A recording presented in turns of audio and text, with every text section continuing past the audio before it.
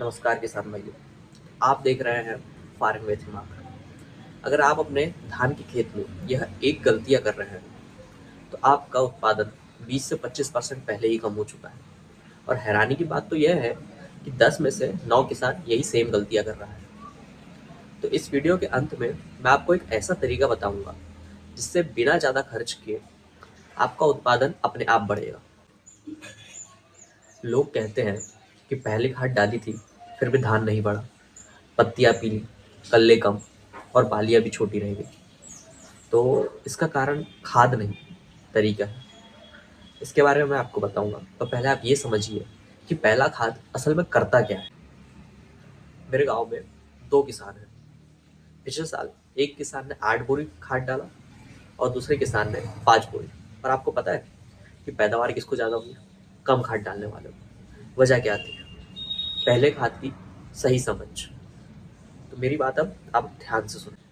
सबसे पहली गलती, पूरा यूरिया पहली बार। इससे क्या होता है?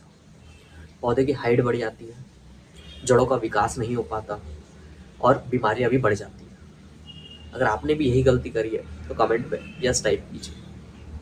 तो अब सुनिए सही तरीका और सही डोज। तो अब हम बात करेंगे कि कौन कौन सा खाद लिया जाए जिससे आपकी फसल बढ़े। तो आपको सबसे पहले लेना है डीएपी। धान का सबसे पहला पोषण है डीएपी। तो इसकी मात्रा होगी 40 से 50 किलो पर एकड़ के हिसाब से। लेकिन हाँ, ये चीज़ याद रखिए, अकेला नहीं। क्यों अकेला नहीं, ये हम आगे चल के बात करेंगे। आपको दूसरी खाद लेना है पोटास। 90% किसान पोटास छोड़ देते हैं या नहीं डालते हैं और यही कारण बनता है कम फसल का। ये गलती आपको आगे चल के नुकसान देती है। पोटास नहीं तो फसल कम। फिर तीसरी चीज लेंगे हम यूरिया। पूरा नहीं तो फिर कितना? 25 से 30 किलो पर एकड़ के हिसाब से। और पोटास भी होगा 25 से 30 किलो पर एकड़ के हिसाब से।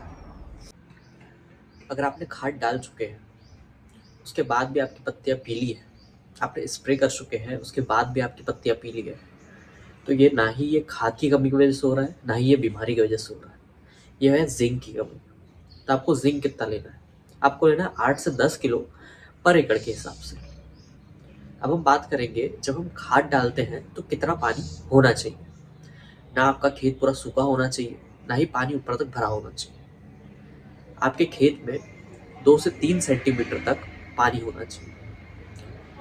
जब इतना पानी होता है और हम खाद का इस्तेमाल करते हैं तो हमारा उत्पादन अपने आप बढ़ जाता है। एक बड़ा झूठ जो किसान मानते हैं, ज्यादा खाद मतलब ज्यादा मुनाफा। ऐसा नहीं। ज्यादा खाद ज्यादा नुकसान। सही खाद, सही समय और सही मात्रा।